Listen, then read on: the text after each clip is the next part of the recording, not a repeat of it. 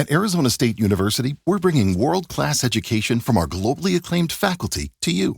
Ranked #1 in innovation for 10 consecutive years and #2 among public universities for employability, ASU isn't just ahead of the curve, it's creating new paths to success.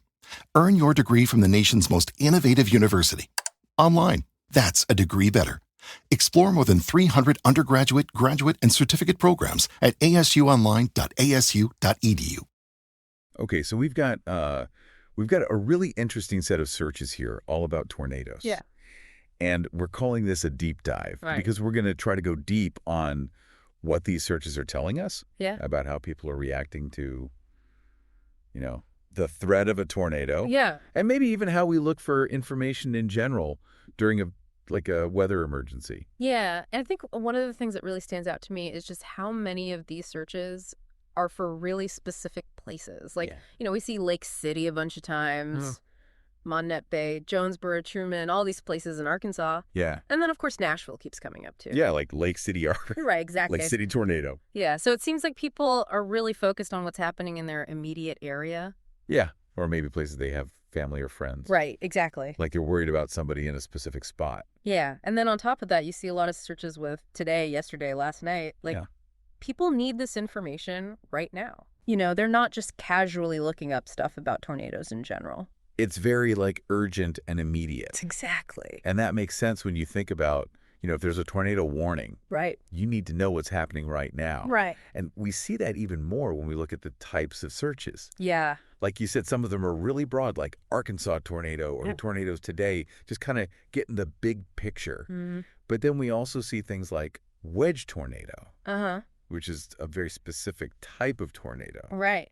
And pretty scary one. Yeah, for people who don't know, a wedge tornado is it's huge. Yeah, it's massive. It's wider than it is tall. Yeah, it's one of those where you just know, something bad is happening. Yeah, you don't want to mess with the wedge tornado. Nope. And the fact that people are searching for that specific term means... They know what they're dealing with.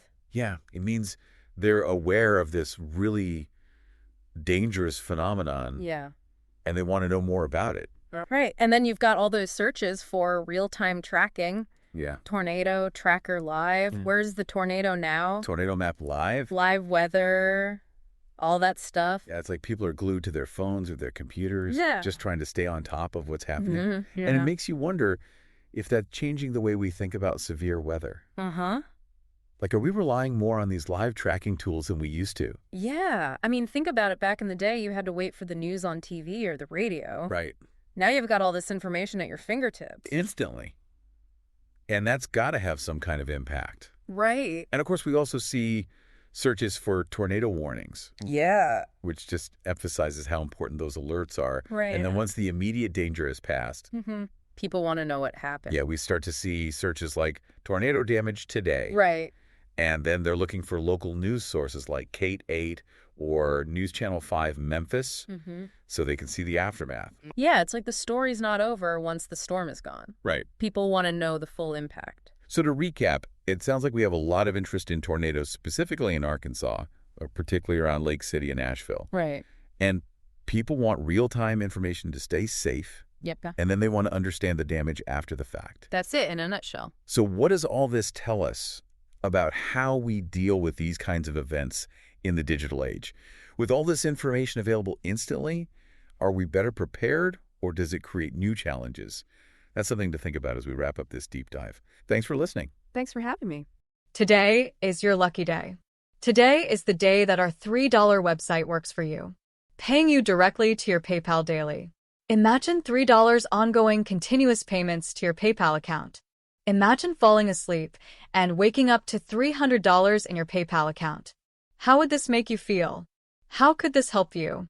What bills could you pay? What kind of fun could you have? What does that retirement look like now? All for a one-time payment of $3. This website is DFY done for you, fully built and completely hosted, and never stops collecting payments for you. You have spent $3 on coffee on a regular, but that coffee won't help you create multiple streams of income. Click the link below.